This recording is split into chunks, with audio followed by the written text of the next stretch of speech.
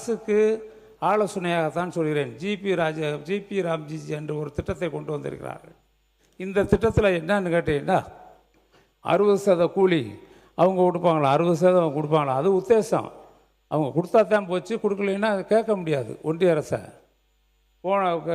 போன ஆண்டு கூட 25-26 கூட 12 கோடி வேலை நாட்கள் கொடுத்தார்கள். நாங்கள் 40 கோடி வேலை நாட்களை முடித்து இந்தியாவிலே முதல் மாநிலம் என்ற உயர்வை பெற்ற ஒரே மாநிலம் தமிழகம். 40 கோடி வேலை நாட்களை உருவாக்கினோம்.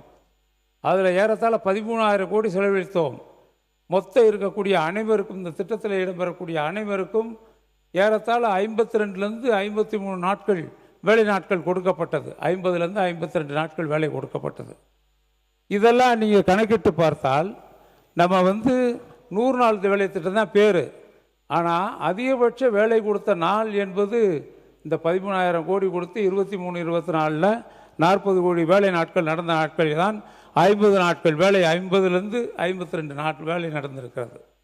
இப்போ இவங்க ஒன்றிய அரசு 125 நாள் அறிவிச்சிட்டு அவங்க 60% அவங்க கொடுப்போம், நீங்கள் 40% கொடுன்னு சொல்லியிருக்காங்க. நான் உதாரணத்துக்கு சொல்கிறேன்.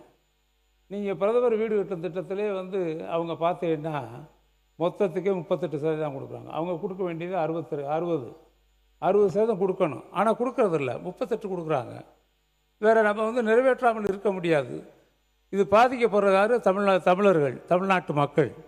ஆக அதற்காக தமிழ்நாடு அரசு நம்ம நிதியை கொடுக்குறோம். இப்போயும் இந்த 100 நாள் வேலை திட்டத்தை தொடர வேண்டும் என்பதற்காக வேறு வழி இல்லாமல் 125 நாள் கொடுக்குறோம். நீங்கள் 60, நாங்கள் 40 கொடுத்தா நம்ம கொடுக்கலாம்னு கொண்டு வந்திருக்காங்க. நிச்சயமாக சொல்கிறேன், 165 நாட்கள் வேலையை முடித்தவர்களுக்கு நாங்கள் 150 வெற்றி என்ற ஒரு திட்டத்தை நீங்கள் அறிவித்தீர்கள், வரவேற்கிறேன், அறிவிங்க. ஆனால் எல்லாருக்கும் 150 நாட்கள் கொடுக்க முடியுமா என்பதை நாம் யோசித்து பார்க்க வேண்டும். பொதுவாக யோசித்து பார்க்கணும். நான் சொல்கிறது, இந்த திட்டம் பேர் வச்சுருக்கேன், அதில் 125 நாள் வேலை பார்த்து முடித்த ஏழை எளிய மக்களுக்கு இந்த திட்டத்தில் 125 நாள் வேலை கூடுதலாக நாங்கள் கொடுப்போம். அந்த திட்டத்திற்கு பேர் 150 நாள் வெற்றி திட்டம் என்று வைத்திருக்கிறீர்கள். இதெல்லாம் பேப்பரில் தான் இருக்குது. ஏட்டு சுரக்காய் கறிக்கு உதவாது என்பதுதான் உண்மை.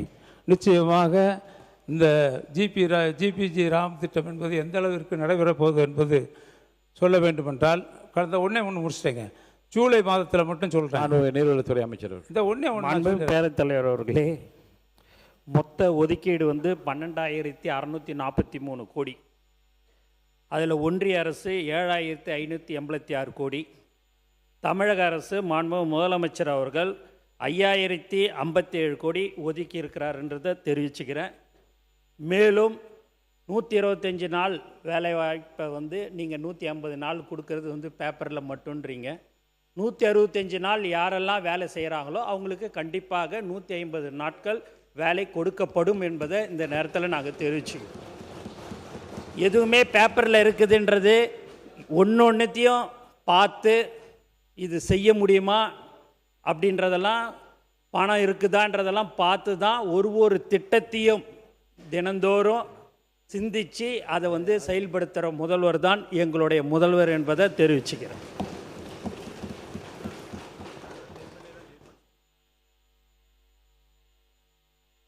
அண்ணா, நீங்கள் ஒரு மூத்த உறுப்பினர், உங்கள் மனசுக்கே தெரியும் எப்படி பேசணும், இப்போ எப்படி ஆட்சி இருக்குதுன்றது உங்களுக்கு எல்லாமே தெரியும். அதனால் அதெல்லாம் கருத்தில் கொண்டு, அரசியல்வாதி நாங்கள் அல்ல, மக்களுக்கு சேவை செய்வதற்காக வந்திருக்கிறவர் தான் எங்கள் முதல்வர், திட்டவட்டமாக நான் தெரிவிச்சுக்கிறோன்னே. அதனால் அண்ணன் எதுவாக இருந்தாலும் பேப்பரில் தான் இருக்குது, இந்த மாதிரிலாம் தயவுசெய்து சொல்லாதீங்க. நாங்கள் ஏன்னா சொல்ல ஆரம்பித்தோம் அப்படின்னா நிறைய விஷயங்கள் நாங்கள் பேச வேண்டியதாக இருக்கும். ஆகவே நீங்கள் எந்த ஒரு ஆலோசனையாக இருந்தாலும் நீங்கள் அதை தாராளமாக சொல்லுங்கள். எங்களுடைய முதல்வர் 234 சட்டமன்ற தொகுதிக்கும் முதல்வராக இருப்பார். மக்களுக்கு என்ன பிரச்சனை, மக்களுக்கு என்ன தேவைகளை அதை மட்டும் செய்யக்கூடிய முதல்வராக இருப்பாருன்னு. அதனால் நீங்கள் மூத்த உறுப்பினர் அண்ணங்கிட்ட நான் அடிக்கடிக்கு நடுவில் நான் பேச எனக்கு சங்கடமாக இருக்குது. அதனால் தயவுசெய்து நீங்கள் எதுவாக இருந்தாலும் எந்த ஒரு விஷயம், உங்களுடைய தொகுதி விஷயம், உங்களுடைய மாவட்ட விஷயங்கள் எதுவாக இருந்தாலும் நீங்கள் சொல்லுங்கள், நாங்கள் செய்து தர தயாராக இருக்கிறோம் என்பதை தெரிவித்துக் கொள்கிறேன்.